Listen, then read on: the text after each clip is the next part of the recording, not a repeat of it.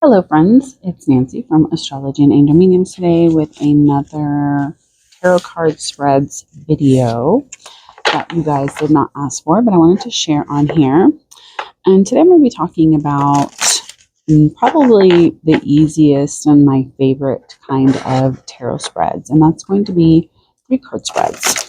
So I'm going to be talking about different 3-card spreads that I like to use, things that are pretty easy and popular that I kind of recommend, especially if you are new on your tarot journey. Sometimes it can feel like a simple past, present, future isn't always going to maybe allow you the clarity that you're looking for in your readings. So I'm going to also link in my description. I have a free 3-card spread downloadable e-guide that you can grab.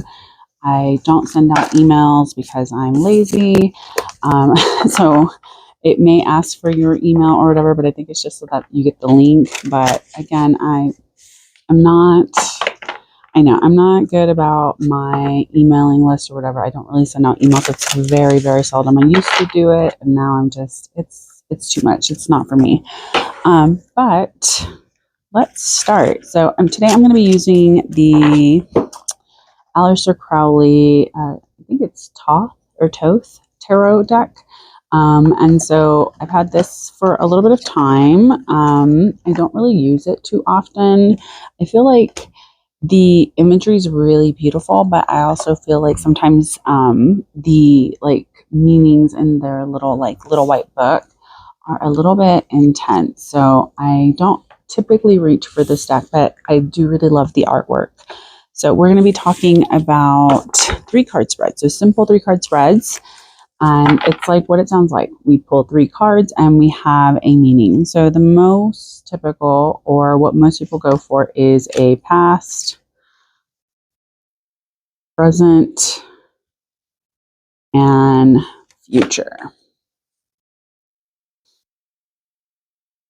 So past, present, future. And so you would read it that way. So this card, the 2 of Swords reverse, would be the, past influence. This 9 of coins or discs in this deck is going to be your present influence. And then regarding whatever your main question is, the Ace of Wands reverse is going to be your future influence. Easy peasy, right? Everybody got that? Let's move along. All right, so other ones that are really popular too that I've seen around that I do like to kind of use as a means of checking in are what body, mind, and spirit. So we're going to go. All right, so what does the body need? So here we have the 4 of Cups, luxury. What does the mind need? We have the Devil. And then what does the spirit need? We have the Queen of Discs. So again, I would read this like, all right, so whatever's influencing the body or what the body needs, like I asked, would be the 4 of Cups. So we need maybe luxury, as that's kind of the key word with this deck. For the mind, we have the Devil, which, we can kind of translate as maybe feeling a little bit like stuck in old thought patterns, maybe some addictive thought patterns, things of that nature. And then for the spirit, we have the Queen of Discs. So maybe I need more like physical things or whatever, if that makes sense. Okay. All right. I'm not going to do like super long readings or anything if you guys are kind of expecting that. All right. So now I want to get through like 10 of these different ones. All right. So now we have what I call the me, you, and then us. So you can do the me card, the you card, and then us, or me and you and us. It just, however you want to lay it out, it's really up to you. So here we have me, which is the Priestess of Cups. And then we have you. I'll put mine over here, which is the 9 of Wands, maybe reversed.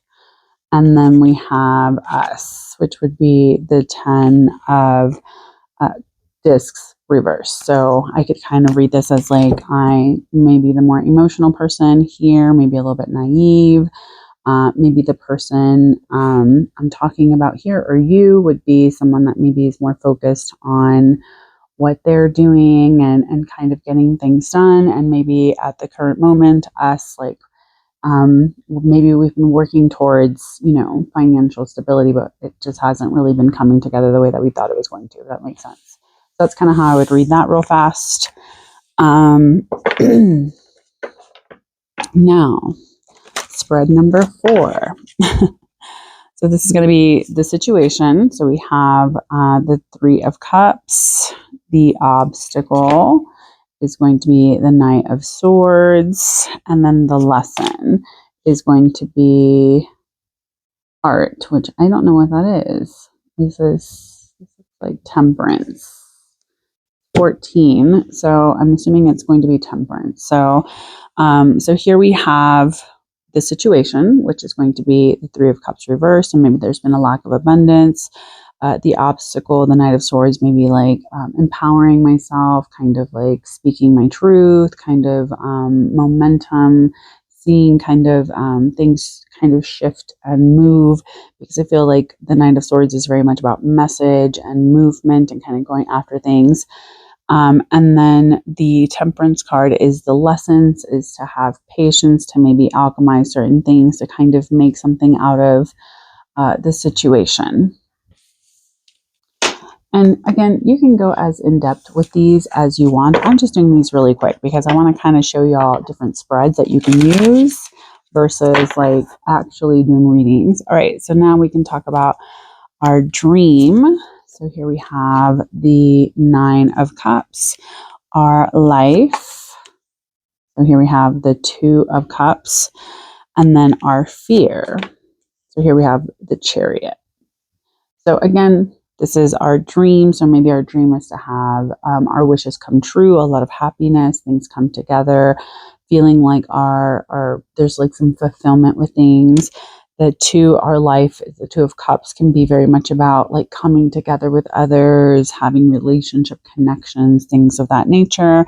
And then our fear could be the Chariot, which would be like maybe we struggle with the fact that maybe things are constantly going and moving, and maybe we struggle a little bit with the like momentum of life at times. So I would kind of read that way.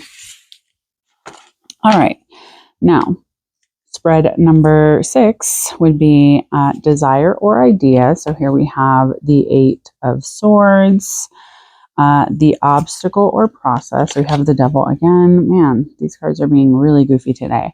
And then our solution, we're going to go from a different place, would be the 7 of Pentacles. Sorry, I was about to sneeze. So again, this is going to be the desire or idea, or you can say this is spread number 6. This is going to be desire, obstacle, solution. And then this is spread 7, idea, process, aspiration. Or you can do kind of a combination of both, because I think having a little bit more leeway can kind of help you understand, because the desire and the idea could be the 8 of Swords. The obstacle or process can be the Devil, and then the solution or aspiration can be the 7 of Pentacles or 7 of Discs. So here I would say maybe the desire or idea is maybe feeling a little bit of a crossroads. Maybe there's too many ideas, too many things. It's hard to kind of just choose one, and kind of feeling a little bit helpless about how to kind of get to the place where you want to get. The obstacle or process could be, again, kind of that overthinking, that workaholism, that being very stuck and rigid and feeling like there's a lot of boundaries. And then the solution or aspiration would be just to kind of wait and give things time to kind of develop and grow, so that you can kind of enjoy the harvest. All right. So spread number, we're going to call this one officially 7. So here we have embrace. So we have the Sun reversed. We have accept, the Princess of Swords, and what we need to let go, the 9 of Wands. So if again, this process is embrace, accept, let go. So to embrace, maybe we need to kind of move back into things that maybe allow us to shine a little bit, a little bit more, maybe internalizing some of these lessons, kind of going back into ourselves to feel a little bit more empowered with our situation. Our obstacle, or sorry, what we need to accept would be the Princess of Swords. Maybe we need to accept that we've been overthinking and maybe a little bit too quick to kind of go after something without really understanding or knowing the consequences of it. And then what we need to let go is maybe the sense of maybe I should wait. Maybe I need to kind of take some more time to do things. And again, I'm not really reading for myself or anything. I'm just kind of randomly pulling cards. So a lot of this is kind of coming out a little bit jumbled. I do try to be very intentional when I am pulling cards, but since this is more of an educational kind of video and I'm doing these kind of quick, it's a little bit harder to kind of get a little bit more of the depth. But again, you can spend as much time with your spreads as you want, and you are always allowed to clarify if you need to. Do not feel bound by these spreads that I'm sharing or anything like that, or any spreads that you do see. If something feels confusing or you're not getting clarity, or there's like a lack of something that you feel that you need in that spread, add that card in. Don't feel like you have to do it the way everybody else is, you know? Spreads and other things that people kind of share, like their process, are meant to be more of like a foundation for you to build upon, and to build upon in a way that makes sense for you. If you want to pull all 78 cards and that's something that makes sense for you, there's no one to tell you otherwise. I think spreads are a great way to be like kind of concise and to really like kind of focus down that energy a little bit. All right, so finally, we're going to talk about number 8 here, and this is stop, maybe, or go, or we can call it red light, yellow light, green light, right? So stop would be the 5 of discs. The yellow light would be the Princess of Wands, and the green light is the Hermit reverse. So again, this is like what I need to stop is maybe worrying. I need to stop worrying because that's kind of the key word here. Worrying about the financial kind of aspect of things. The yellow light would be, you know, maybe I need to kind of move into a little bit more of this kind of like Page of Wands, Princess of Wands kind of energy, honoring what I need and kind of moving into it a little bit more, or kind of getting out into the world. And the go is the Hermit reverse. So maybe I need to kind of go back into trusting my, basically trusting my own wisdom, but not being bound by it, if that makes sense. All right. And then finally, number 9 that I'm going to talk about here is going to be pretty similar to other ones that we've talked about, but this is going to be you, your path, and the potential. So for you, we have the 5 of Cups, disappointment. For the path, we have the Queen of Discs, and then potential, we have the Moon. So again, this is you, this is the path. Excuse me. Oh, goodness. This is you, this is the path, and then this is the Moon. So here we have the 5 of Cups, which can talk about disappointment, emotional loss, things of that nature. The Queen of Discs is going to be our path. So maybe we've been trying to follow more thoroughly on a physical path that allows us to have more abundance, nurturance, feeling a little bit more in our kind of divine feminine sort of energy. And then the potential is the Moon, which can be very much about like, you know, confronting certain things, kind of working with certain things, maybe like leaning more heavily into our intuition, into our more like, you know, psychic self, you know, learning to trust what we understand that maybe is not always very solid. So that's kind of how I would read that. Are there other 3-card spreads? Of course. These are just ones that I have on here. I think I have different ones on my 10-card spread, like free e-guidebook. I try to kind of change it up a little bit on stuff, and I don't really remember what all I had on there, but these are ones that I have in my little tarot card spread, um, like journaling guidebook that I have for myself that I like to use and kind of share with others, especially when you're learning. I think that it's very pertinent to have different ways to still keep it simple, because I think when some people look for a spread, they'll see and then they're like, oh my gosh, there's like 7 cards. And I think when we start adding a bunch of extra cards, it can feel very confusing. So if I'm just like, you know, trying to get clarity on something, and then I'm adding, you know, all of these different energies to it, and I don't really have a, oh, this is for this or this is for that.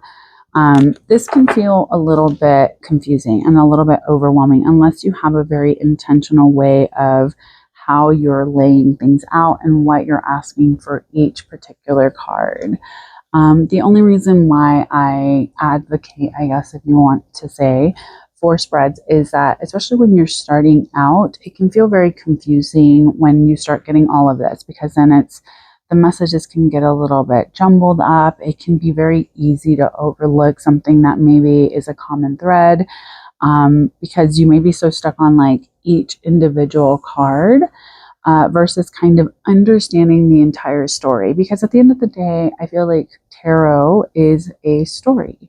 And how you lay your cards, what questions you ask the cards, things like that, that can really be a part of how you define what's going on with you and what tarot is trying to tell you, as well as what it is that you need for yourself to kind of focus on so that you can kind of gain the outcome that you're looking for, or also see what may possibly get in the way of you being able to reach what you're trying to do.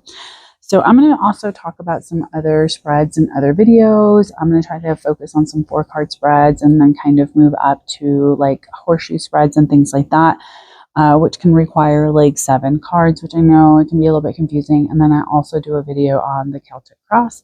But I want to say thank you so much for joining me. I really hope that you enjoy doing 3-card spreads. Let me know some of your favorites down below. I think it's fun to kind of share different 3-card spreads, as they're fun, especially when you're starting off, to not get super confused by too many cards. So have a good one. Take care. And as always, make good choices. Bye.